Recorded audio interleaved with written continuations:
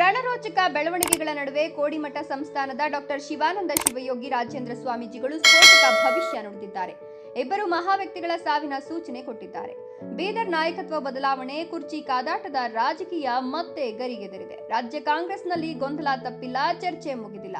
ಕಳೆದೆರಡು ತಿಂಗಳಿನಿಂದ ನಡೀತಿರೋ ಈ ಕುರ್ಚಿ ಸರ್ಕಸ್ಗೆ ತೆರೆ ಬಿದ್ದಿಲ್ಲ. ಈ ಎಲ್ಲಾ ರಣರೋಚಕ ಬೆಳವಣಿಗೆಗಳ ನಡುವೆ ಕೋಡಿಮಠ ಸಂಸ್ಥಾನದ ಡಾಕ್ಟರ್ ಶಿವಾನಂದ ಶಿವಯೋಗಿ ರಾಜೇಂದ್ರ ಸ್ವಾಮೀಜಿಗಳು ಸ್ಫೋಟಕ ಭವಿಷ್ಯ ನುಡಿದಿದ್ದಾರೆ.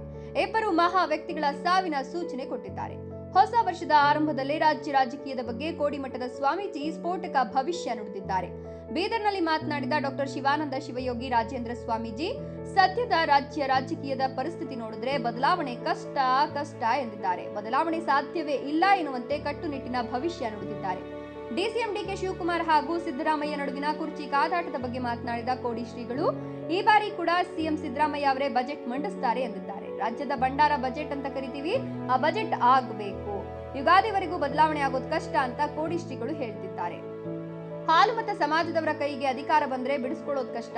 ಯಾಕಂದ್ರೆ ವಿಜಯನಗರ ಸಾಮ್ರಾಜ್ಯವನ್ನ ಕಟ್ಟಿದ ಹಕ್ಕ ಬುಕ್ಕರು ಕೂಡ ಹಾಲುಮತದವರು. ಛತ್ರಪತಿ ಶಿವಾಜಿ, ಕಾಶಿಯ ವಿಶ್ವನಾಥ, ದೇವರ ರಾಣಿ ಅಹಲ್ಯಬಾಯಿಯಂತಹ ಮಹನೀಯರು ಕೂಡ ಹಾಲುಮತಕ್ಕೆ ಸೇರಿದವರು. ಹೀಗಾಗಿ ಹಾಲುಮತ ಪ್ರಾಚೀನ ಸಮಾಜವಾಗಿದೆ, ದೈವಗೊಳ್ಳುವ ಸಮಾಜ. ಆ ಸಮಾಜದ ಮೊಟ್ಟ ಮೊದಲ ಸಿಎಂ ಸಿದ್ದರಾಮಯ್ಯ, ಹಾಲುಮತ ಸಮಾಜಕ್ಕೆ ಅಧಿಕಾರ ಸಿಕ್ಕಿದೆ, ಅವರನ್ನ ಇಳಿಸೋದು ಕಷ್ಟ ಅಂತ ಕೋಡಿಶ್ರೀ ಮತ್ತೆ ನುಡಿದಿದ್ದಾರೆ.